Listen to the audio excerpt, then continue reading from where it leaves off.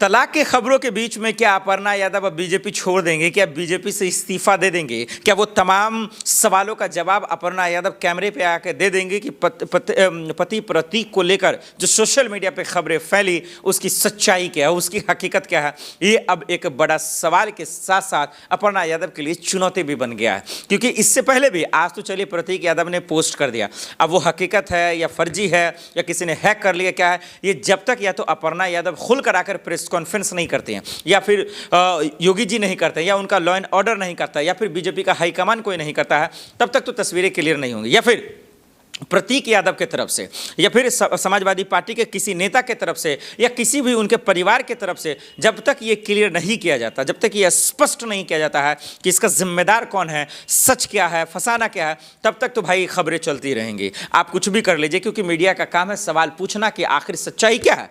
और इसलिए क्योंकि देखिए कोई रिश्तों के बीच में नहीं घुस रहा है, और भगवान ना करे, ऐसा तो तमाम लोग कह रहे हैं। मैंने जितने लोगों का इंटरव्यूज़ किया सब यही कह रहे हैं, भगवान ना करे इनका रिश्ता खराब हो, भगवान ना करे कि ऐसा हो। लेकिन अगर ऐसा है तो फिर इसका राजनीति से लेना देना है, क्योंकि जो समाजवादी पार्टी की बहू है, जो दरअसल मुलायम सिंह परिवार यादव की बहू है, जो उनका पूरा बहू मानता है, वो बीजेपी में अचानक से जाती है। पहला दुख। दूसरा दुख कि भाई बीजेपी ने उनको वो जिम्मेदारी नहीं दी जो उम्मीद कर रहे थे, दूसरा दुख यहाँ हो गया। और तीसरा ये कि जब पति प्रतीक पर जब फिरौती के जो आरोप लगे, जब उनको धमकियां मिली, तो उसके बावजूद से ये खामोश थी। तो तभी सवाल उठा कि भाई योगी जी का लॉ एंड ऑर्डर है, उनकी जिम्मेदारी में उनके पति को कोई फिरौती का धमकी दे रहा है, तो बहुत तमाम ऐसे सवाल थे।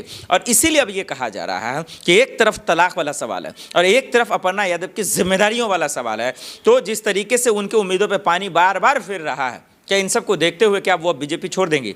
ये आखिर क्या सस्पेंस बार बार बीच में लाया जा रहा है? क्या ये सस्पेंस सियासत से जुड़ा तो नहीं है? क्या ये सस्पेंस कुछ और मामले से तो नहीं है? क्योंकि यूपी में ही एक से बढ़कर एक कांड हुए, एक से बढ़कर एक एक्सीडेंट हुए, एक से बढ़कर एक घटना हुआ, लेकिन अपर्णा यादव खामोश थी, जैसे कि आज खामोश है। वो तब भी चुप थी जैसे कि आज चुप हैं। और ये चुप्पी उन तमाम लोगों को चुभ रहा है जो प्रतीक यादव और अपर्णा यादव को चाहते हैं, या उनके फैंस हैं, या उनके समर्थक हैं।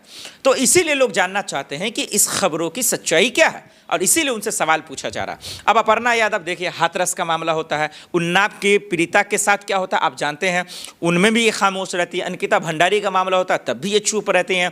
जब अभी देखिए, अभी ताज़ा घटना अभी मेरठ में किस तरीके से दलित रूबी के माँ के साथ क्या हुआ, उनका मर्डर कर दिया गया, उनके बेटी को जो है उठा लिया गया, तब भी वो खामोश थी। आप भाजपा की नेत्री हैं, आप बीजेपी का जो सबसे बड़ी पार्टी है उनकी जिम्मेदार जो है आप नेता हैं, इसके बावजूद महिला के मुद्दों पर आप चुप रहती हैं।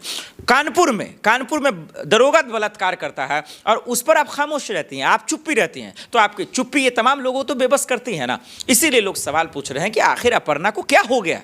क्या अपर्णा को हाईजैक कर लिया गया नीतीश कुमार की तरह? अपर्णा यादव का उनका जो है दरअसल उनको तकलीफ नहीं होता, उनके सीने में इंसानियत खत्म हो गई है, और नहीं तो फिर बोलती क्यों नहीं है? खुलकर बोलना चाहिए। आज तो उनके पति का मामला भाई, उनके घर का, उनके परिवार का मामला है। तो ये सवाल लोग पूछना चाह रहा है कि इन तमाम चीज़ों के बीच में क्या परेशान होकर, क्या जलील होकर, क्या आजिज होकर बीजेपी छोड़ तो नहीं देंगे? क्या बीजेपी उन्हें छोड़ ही देना चाहिए? और नहीं तो पति प्रतीक के साथ साथ जो है अपर्णा यादव को सोशल मीडिया पे आकर इन खबरों का स्पष्टीकरण कर देना चाहिए कि जो सोशल मीडिया पोस्ट हुए वो गलती से हो गए, या फिर किसी ने हाईजैक कर लिया या हैक कर लिया, और जो भी खबरें फैला रहा है उन पर कार्रवाई करे, उन पर जो है एक्शन होना चाहिए, क्योंकि ये खबरें ठीक नहीं है, किसी भी लिहाज से ये खबरें ठीक नहीं है। लेकिन सवाल यही है कि आखिर परिवार से कोई आगे आएगा तब ना। आज तो पूरे सोशल मीडिया पर ट्रेंड करता रहा, और अपर्णा यादव ने साहब उनके परिवार की तरफ से कहा गया कि भाई ये खबरें फर्जी है। लेकिन अब फर्जी है या सही है या गलत है, ये जब तक प्रतीक यादव नहीं कहते हैं तब तक तो लोगों के बीच में सस्पेंस बना रहेगा। लेकिन मुझे पता है ये जनता जनार्दन है और उनकी अदालत में दूध का दूध पानी का पानी होता है। आप लोग कमेंट करके बताइए, क्या ये तलाक की खबरें सही हैं? प्रतीक यादव ने जो पोस्ट किया बिल्कुल सही थी, या फिर उनसे किया गया या करवाया गया, हाईजैक कर लिया गया? हमें कमेंट कर ज़रूर बताइएगा।